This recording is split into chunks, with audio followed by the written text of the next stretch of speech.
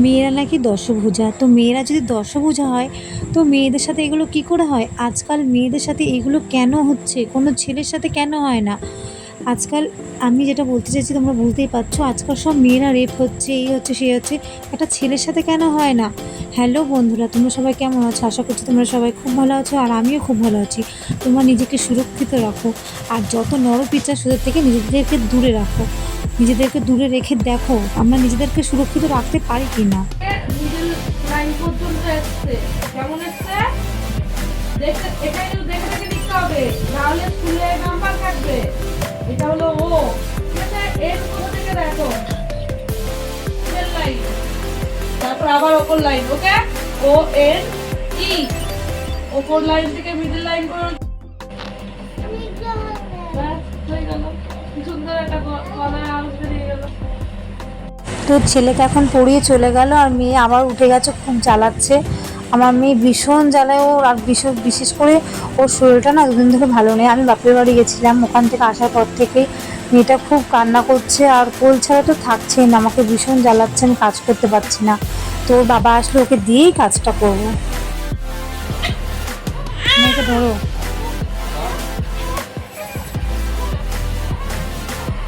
আরে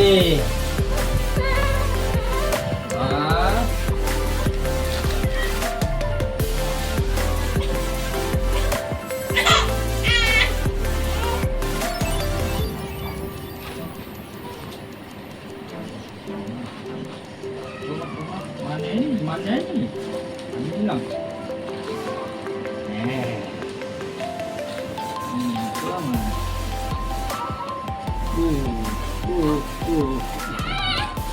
তো মেয়েকে এখন ওর বাবার কাছে দিয়ে চলে আসলাম, দিয়ে আমি এখানে রান্না করতে এসেছি। তো অনেকটাই রাত হয়ে গেছে, ওর বাবা অনেকটাই কাজ মানে দেরি করে এসছে কাজ থেকে।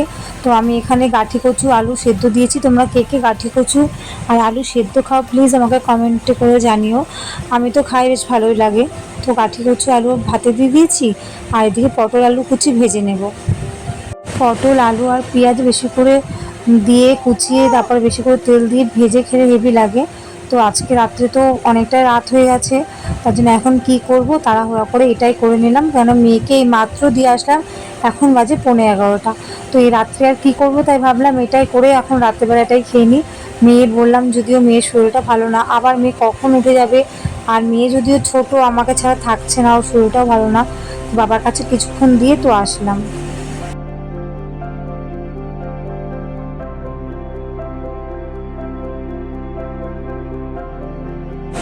তো ভাতটা আমার কমপ্লিট হয়ে গেছে, ভাতটা এখন উবুর দিয়ে নিলাম। তো ভাতটা হয়ে গেছে, এবার ভাতেই তো সেদ্ধও দিয়ে দিয়েছি। এবার আমি পটল আলু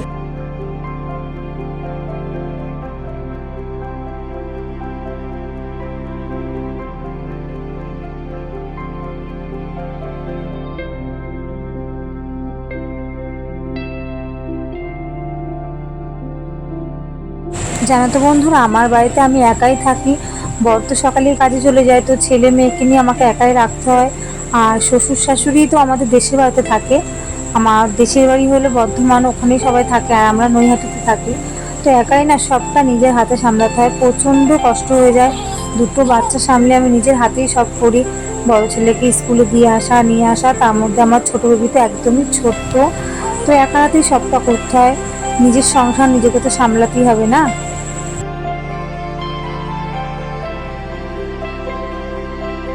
মেয়েরা দশভুজা নাকি, মেয়েরা নাকি সব সামলাতে পারে। তো মেয়েরা দশভুজা, সেই মেয়েদের সাথে এগুলো কেন হয়, কী করে হয় সেটা জানি না। তোমরা সবাই জানো আজকাল কি ঘটছে, কি চলছে আর্জিকল নিয়ে, আমি সেই ব্যাপারেই বললাম। তো আমার এখন রান্নাবান্না কমপ্লিট হয়ে গেছে, এখানে মেয়েকে ঘুম পাড়িয়েছে, অনেক কষ্ট করে বাবা ঘুম পাড়িয়ে দিয়েছে। তো এখন আমরা ওই ফাঁকে খেয়ে নেবো, যতক্ষণ ও ঘুমোচ্ছে সেই ফাঁকে আমরা খেয়ে দিয়ে চলে আসবো, কেননা ও উঠে গেলে আবার আমরা খেতে পারবো না। তো বাবা তো মেয়ের ওখানে রয়েছে, তো আমি সেই ফাঁকে ভাতটা বেড়ে নিই, বেড়ে ওকে ডাকবো।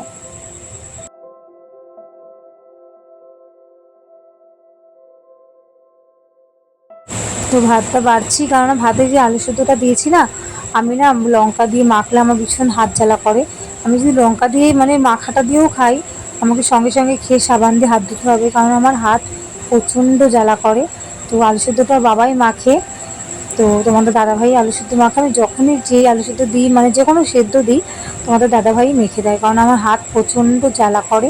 তো ওই এখন এই সেদ্ধটা মেখে দেবে, কাঠি কচু আর আলু সেদ্ধ, খুবই ভালো লাগে। খুব, তোমরা যারা যারা খাওনি প্লিজ ট্রাই করে দেখবে, গরম ভাতের সাথে খুব সুন্দর লাগে।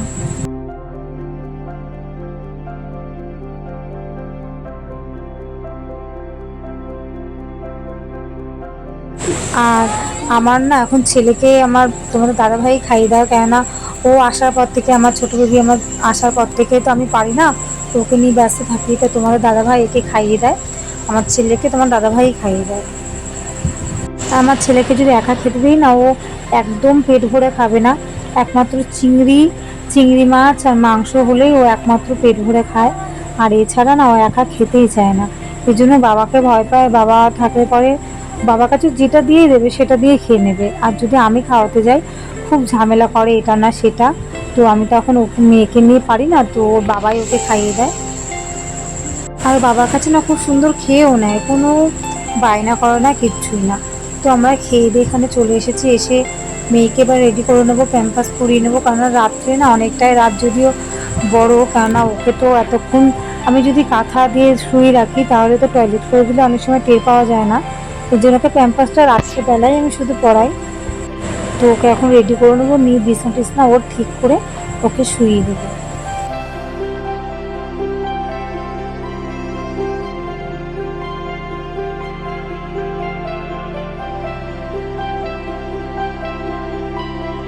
কেন জানি না 2 দিন ধরে আমার মেয়েটা রাত্রিবেলা কেঁদে কেঁদে উঠছে, কি হয়েছে বুঝতে পারছি না। তো ডাক্তারের কাছেও নিয়ে গেছি, দেখিয়ে নিয়ে এসেছি।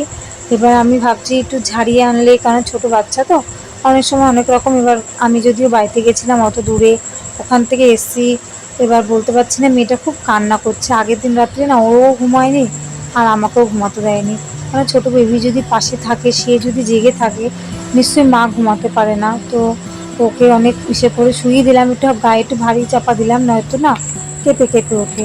তো ও ওখানে শোবে, তারপর ওকে শুয়ে টুয়ে দিই, দেখি কতক্ষণ থাকে, ওর খাবারটা রেডি করে নেব।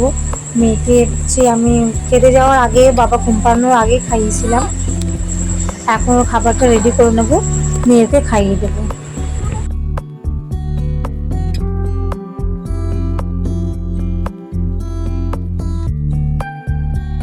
জানি না আজকে রাত্রে ঘুমোবে নাকি, আজকে রাত্রে যদি না ঘুমায় তাহলে ওর শরীরটা অনেকটাই মানে ধকল পড়বে। আগের দিন রাত্রেও না আমার মেয়েটা ঠিক করে ঘুমাতে পারেনি। তো আমার ছেলেও অনেকটাই ছোট, মেয়েও ছোট,